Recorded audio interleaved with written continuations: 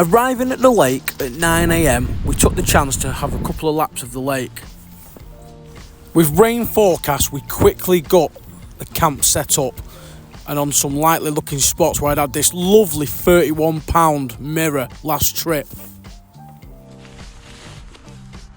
So you find me back down at the lovely Arrow Pool in the West Midlands. Got 3 nights here. Alan, the owner, kindly invited me down for a few nights, so me and my brother Jake have come down to see if we can carry on my success from several weeks ago where I had that lovely 31-pound sort of Lynn looking fish. It was a lovely mirror carp off a marginal spot, and yeah, we got 4 rods out, all on margin spots, no more than a few foot of line from the rod tip to the rig on every rod. And yeah, hopefully we can trip a couple of the big residents up. It's that time of year now. We're coming towards the back end of October. The fish are all going to be at nice weights. Probably my favourite month of the year. So let's get cracking with a session. Let's see what happens. Hopefully we can make it happen. The fish in this lake are extremely tricky to catch. And as always, when I'm on this lake, I like to fish really slack line. No more than a few feet of line from the rod tip to the spot. The rig and bait choice was a Ronnie rig with a wafter on all rods and the house pellet and house boil leaf over the top.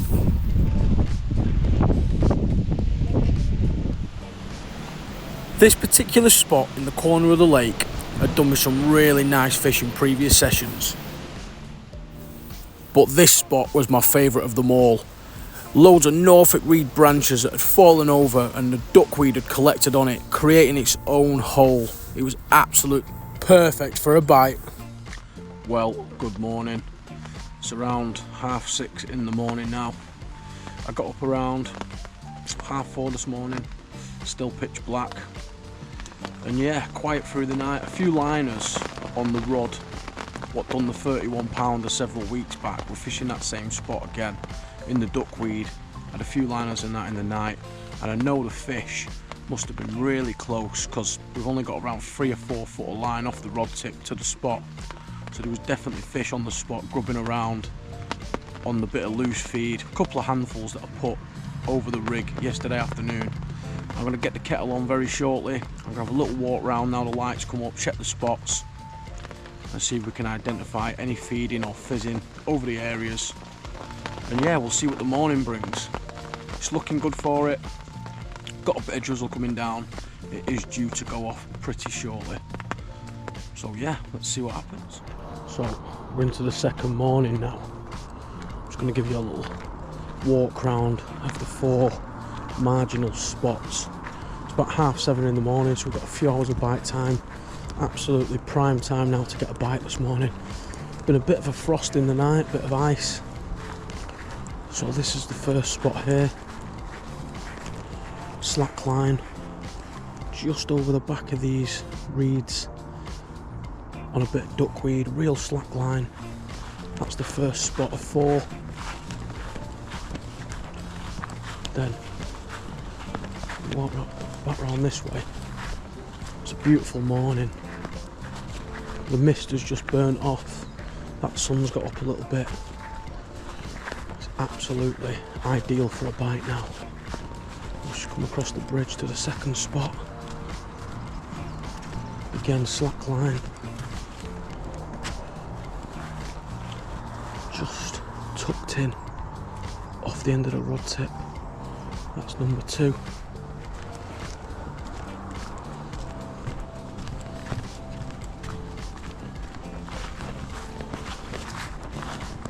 Absolutely stunning this morning.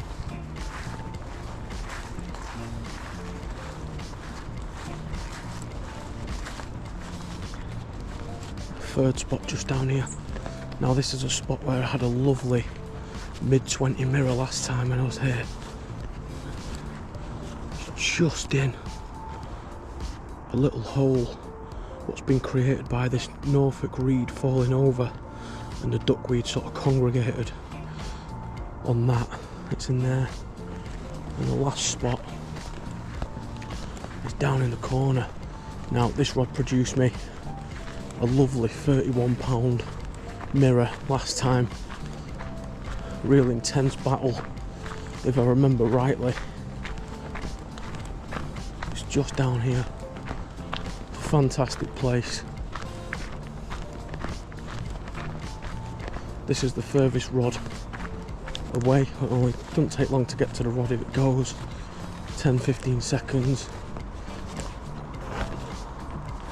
Come round here. This is the last spot now. It's just off the end of the rod tip.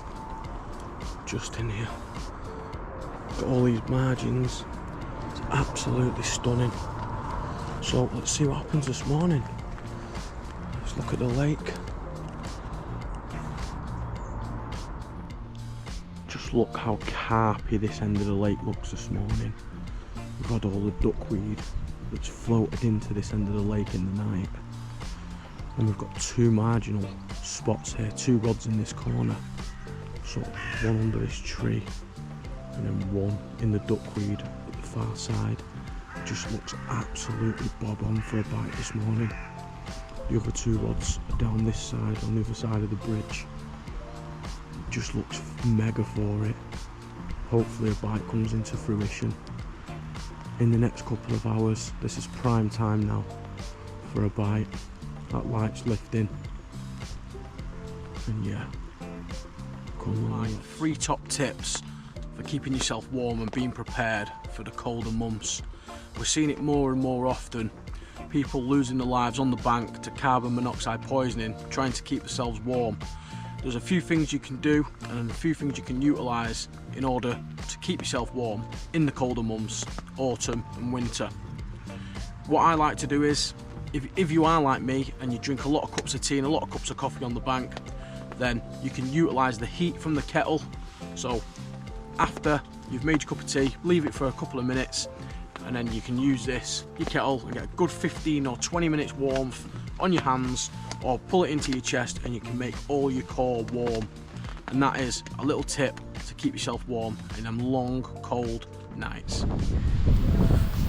With a smaller pool at our disposal just behind the main lake, we decided to rest the swims for a few hours and head over to see if we could get a couple of bites. My brother Jake was with me and he really wanted to try out the back lake.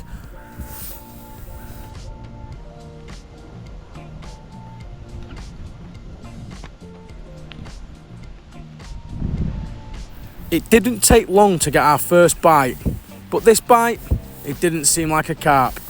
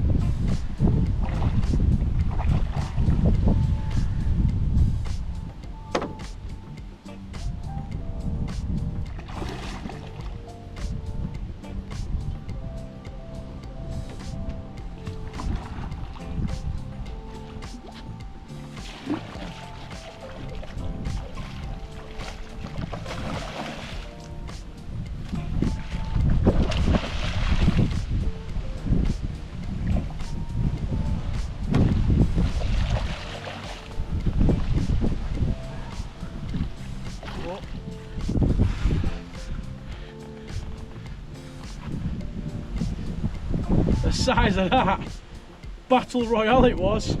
Nearly wiped the other line out. But yeah, this is not what we're after.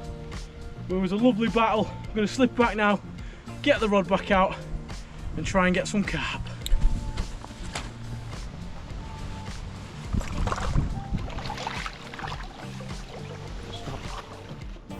With my fish slipped back, It didn't take long for Jake's rod to go, and he was in on the action.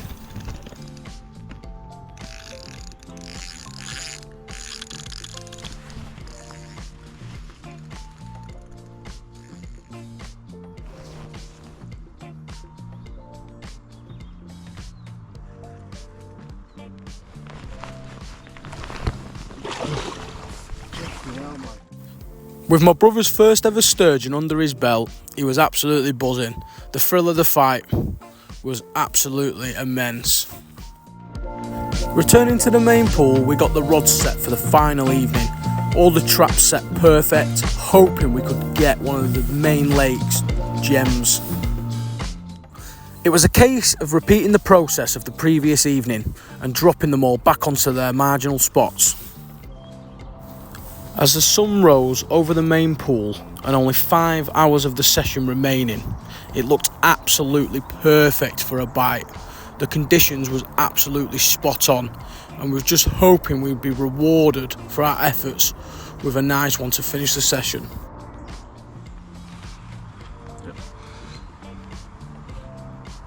Well, it's been really tricky the last few days, but we knew that anyway. The owner told us on arrival the lake had only done one fish in several weeks, so when this one ripped off this morning at first light, it was happy days. Just glad to get one in the bag. Still got a few hours of the session left, and there's chance of another one. I'm gonna slip this one back now, and hopefully we can get a bigger one. Happy days.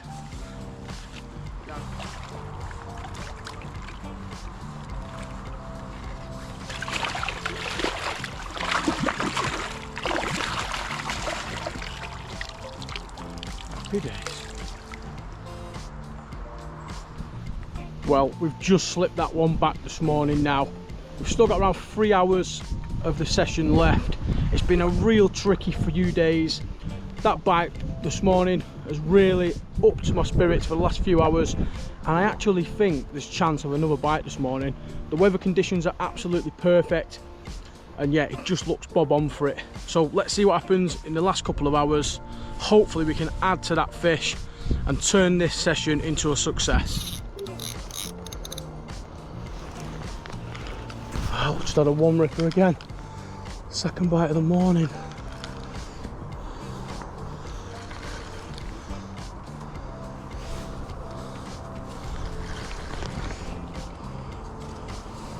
Come on. Keep the rod down. Stop it going down there.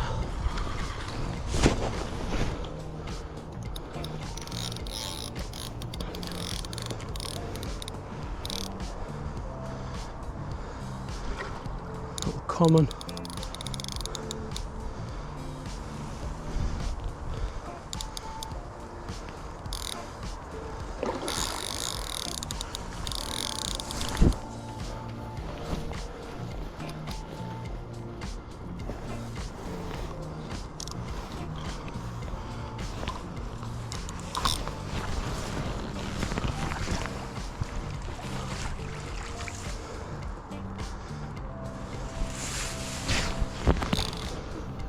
Nice common.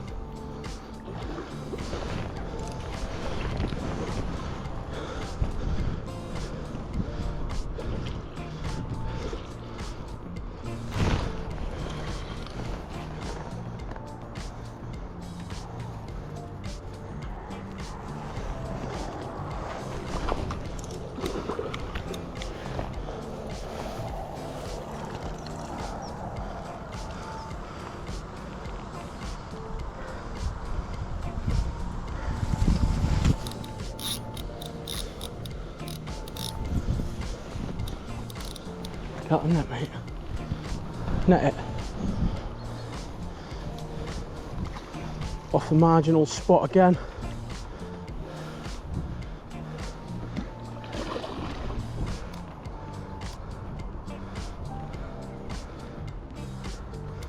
Get ready.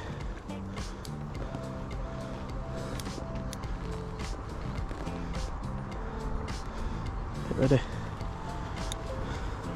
There you go. Get it up. After a tricky session, it's come good this morning with this second bite and a low 20 common. Absolutely stunning fish. Fought like an absolute train. And yeah, absolutely buzzing for it to come together on the final morning. It just shows effort equals reward. Never give up until that very last moment of the session.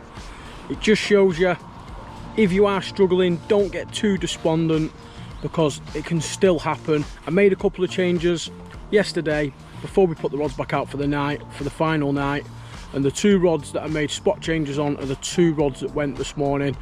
Sometimes as carp anglers we can get into the routine of being very repetitive, but most of the time when we are repetitive you get the same results. So if it's not happening, make a change, make it happen.